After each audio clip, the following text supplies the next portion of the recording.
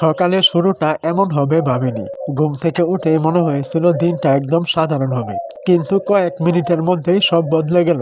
আজকের সকালটা আমাকে নতুন করে ভাবতে শিখিয়েছে। আজ সকালে ঘুম থেকে উঠেই দাঁত ব্রাশ করতে করতে হঠাৎ চলে এলাম আমাদের ধান খেতে। কিছুদিন আগেই যে চারাগুলো লাগিয়েছিলাম, আজ দেখবো কেমন আছে সেগুলো। সকালের হালকা কুয়াশা আর সবুজ চারা, মনটাই অন্যরকম হয়ে গেল এগুলো দেখে। যেদিন ধানের চারা লাগিয়েছিলাম সেদিন অনেক আশা নিয়ে মাটিতে নামিয়েছিলাম সেগুলো। আজ এতদিন পরে সে দেখি আলহামদুলিল্লাহ চারাগুলো ভালোই বেড়ে উঠেছে। এই ছোট ছোট সবুজ গাছগুলো শুধু ধান না, আমাদের স্বপ্ন বড় করে। ধান ক্ষেত মানে কষ্ট, ঘাম আর ধৈর্যের গল্প। কৃষকের হাসি লুকিয়ে থাকে এই সবুজ মাঠের মাঝেই। ধানকে দেখে মনটা ভরে গেল আজকে। সবুজ মাঠের হাওয়া গায়ে মেখে এবার চলে এলাম বাড়ির কলপারে।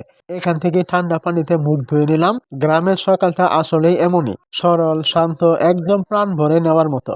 এই ছোট ছোট মুহূর্তগুলোর মাঝেই লুকিয়ে থাকে আসল সুখ। সকালে মুখ ধুয়ে ঘরে ঢুকেই প্রথমে গেলাম আমার পোষা পাখির কাছে। কিন্তু আজকে একটা কষ্টের দৃশ্য দেখলাম। কয়েকদিন আগে যে দুইটা ছোট বাচ্চা ফুটেছিল, আজ তারা আর নেই। এত যত্ন করার পরও বাঁচাতে পারলাম না। গ্রামের সকালটা যেমন শান্ত ছিল, মনটা ঠিক ততটাই ভারী হয়ে গেল আজকে। জীবন আসলে কতটা অনিশ্চিত এই বিষয়গুলো দেখলেই লক্ষ্য করা যায়। তো আর কি করার, সময় হলে একদিন সবাইকে চলে যেতে হবে, এটাই দুনিয়ার নিয়ম। আজকে মনে হলো ছোট হোক বা বড়, প্রতিটা প্রাণেরই একটা নির্দিষ্ট সময় আছে। আমরা শুধু যতদিন পাশে পাই ততদিন ভালোবাসতে পারি, যত্ন নিতে পারি, বাকি সব আল্লাহর হাতে। জীবন সত্যি খুব ক্ষণস্থায়ী।